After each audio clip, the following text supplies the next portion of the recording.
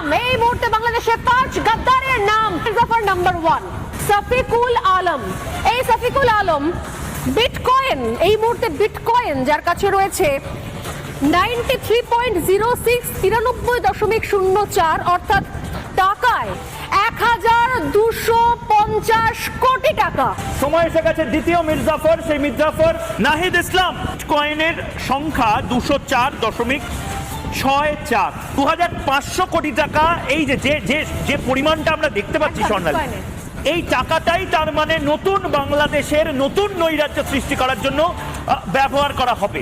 মির্জাফর 3 আসিফ মাহমুদ সজীব ভুইয়া, এর বিটকয়েনের সংখ্যা হচ্ছে 133.8 বাংলাদেশি টাকায়, যার অর্থের পরিমাণ হচ্ছে 1500 কোটি, 1500 কোটি। চতুর্থ মির্জাফরের নাম এবং তার ডিটেল প্রকাশ করব।